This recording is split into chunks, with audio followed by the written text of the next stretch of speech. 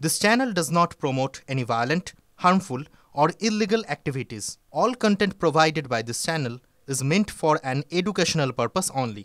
Top quality और consistent performance के लिए सिर्फ सिल्वर पंप्स नाम याद रखना।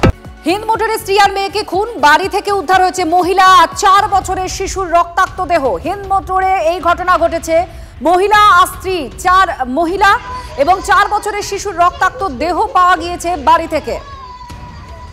আশিক ইনসান আমাদের প্রতিনিধি আমাদের সঙ্গে রয়েছেন। আশিক, কি হয়েছে ঘটনা, কি তথ্য দিচ্ছে পুলিশ?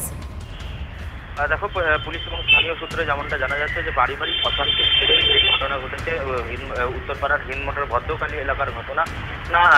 আজ ভোর রাতে কাশীনাথ চ্যাটার্জি তিনি তার স্ত্রী পায়েল এবং এক মেয়ে আদ্রিতাকে গলায় কোপ মারে এবং কোপ মেরে তারপরে নিজেও আত্মঘাতী হওয়ার চেষ্টা করেন।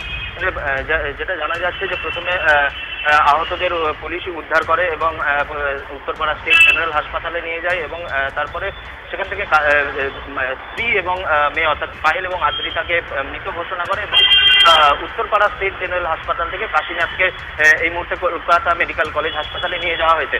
পুলিশ সূত্রে যেমনটা জানা যাচ্ছে যে দীর্ঘদিন ধরেই একটা পারিবারিক অশান্তি চলছিল এই কাশীনাথ এবং তার স্ত্রীর মধ্যে এবং তার জেরেই এই ঘটনা।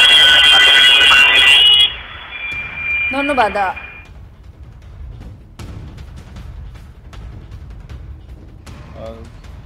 ঘটনা এখন আমরা কিছুই জানতে পারিনি ততটা। সকালবেলা খবর পাওয়ার পর উত্তরপাড়া থানার সবাই এসে এখান থেকে একই ফ্যামিলির 3 জনের ইনজুরি বলা যাবে, কারণ এখনও ডাক্তারের সার্টিফিকেট আমরা পাইনি, তাদেরকে নিয়ে হাসপাতালে শিফট করা হয়েছে। তদন্ত শুরু হয়েছে, এরপরে বিস্তারিতভাবে পেলে সেগুলো বলা হবে। আমরা এসে দেখলাম একজনের একটু শ্বাস বেঁচে ছিল, ওনাকে হসপিটালাইজ করা হয়েছে, শিফট করা হয়েছে হসপিটালে। আর 2টো বডি ওখানে ছিল, তাদেরকে একজনে যা শুনলাম, আমি উপরে যাইনি, কিন্তু যা শুনলাম যে গায়ে কাপড় ছিল না মহিলার, আর ছোট বাচ্চা একটা ওর গলাকে। কি বলবেন, সামাজিক অবক্ষয় এটা? নিশ্চয়ই, এটা তো সামাজিক আর মানসিক দুটোই অক্ষয়।